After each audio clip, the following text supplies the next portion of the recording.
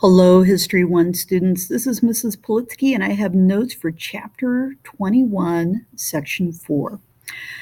Let's begin.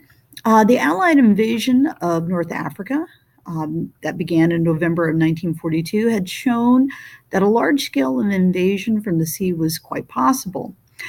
During this invasion, for the most part, U.S. troops landed what would have been in Vichy, France, Morocco, which would basically been part of Morocco that was loyal to the French government. And at that time, the French government was basically occupied by the Germans.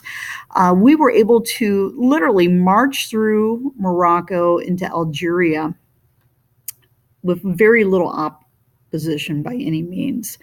As a result of that, we were eventually able to work with the British after their victory at El Alamein against the Desert Fox. Montgomery was able to march his troops literally towards the country of Tunisia as we pushed from the west towards Tunisia. And by the spring of 1942 or 43, the U.S. had pretty much forced the Germans out of North Africa. Among the agreements reached at the Casablanca Conference, which was held in Morocco after the U.S. occupied that area, was a decision to step up bombing of Germany. And part of the agreement of this bombing campaign was that the British would be able to bomb at night, and the United States would step up bombing campaigns. But one of the things that is going to occur is that the U.S. is going to begin daylight campaigns of bombing strategic targets within Germany, which was very successful. The bombing campaign between January 1943 and May of 1945 caused a severe oil shortage in Germany, as well as wrecking their railroad system. And all this is part of this agreement made at the Casablanca Conference. The Italian campaign was one of the bloodiest in the war. It cost more than 300,000 Allied casualties. Shortly after the British and the United States invaded Sicily and eventually the mainland part of Italy, the Italian government, for the most part, ousted Mussolini from power. And as a result of that, the Germans were going to occupy Italy. And this is why this campaign became very, very bloody and costly because of the fact that the Germans kind of kept pressing on. At the Tehran Conference, which happened in Tehran, Iran, the leaders Churchill, FDR, and Stalin, they promised to launch a full-scale offense against the Germans while the Allies invaded France during 1944. And this is going to set us up for kind of the last stretch of the war following the D-Day campaign.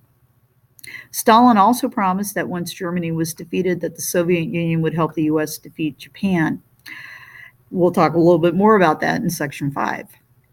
President Roosevelt chose General Dwight D. Eisenhower to command the invasion force known as Operation Overlord, or what we probably refer to it as the D-Day campaign. Eisenhower had been a career officer in the military. Matter of fact, he had served under General Patton and some of the other generals of this war. But what's interesting is his quiet demeanor and his tenacity brings him to the top. Eisenhower is not necessarily a guy who is very egotistic, not a showboater, but he's able to get a lot of things done and still command the respect of the soldiers that he is leading. Number 8, the Germans believed that the Allies would land at a place called Plaza de Callais, which is an area kind of right where my cursor is at right here. It's right across the English Channel from England. It's actually one of the most narrowest areas between England and France. And so the Germans actually kind of like fortified this area, thinking that that's where the British would cross. And to kind of throw them off, the British actually crossed at Normandy, kind of further away from that point. It's an area that wasn't as well fortified, but it was certainly fortified enough to cause a lot of havoc for Allied soldiers. On June the 6th, 1944, nearly 7,000 ships carrying roughly 100,000 soldiers set sail for the coast of Normandy.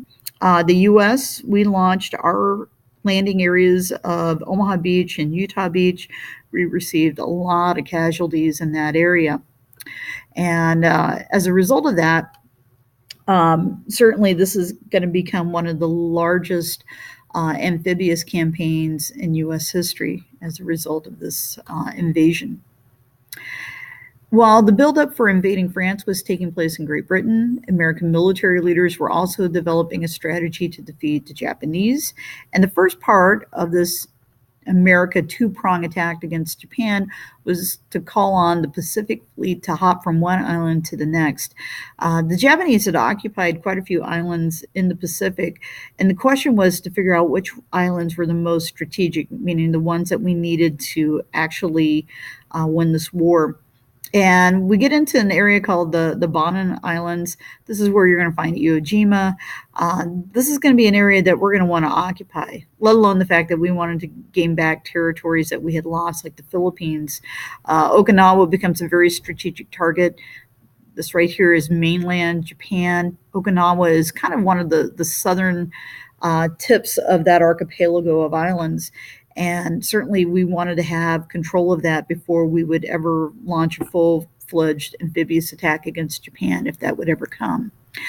The geographic problem with the Central Pacific was that many of the islands were coral reef atolls, and certainly that complicated a few things as far as like building runways or actually building harbors, let alone landing ships into these areas. There could be so many different things that could go wrong. American military planners wanted to use the Mariana Islands as a base for the new heavy bomber that could reach Japan. That was the B-29 bomber. And finally, the Battle of Leyte Gulf, which was the battle to take back the Philippines. This was one of the first times that the Japanese had actually used kamikazes in combat. Not to say that a Japanese pilot before this period of time that was obviously far from maybe a ship or from the coast wouldn't crash land or aircraft, but this is the first time when we actually are taking and training individuals for this mission of being human guided bombs. Thank you very much.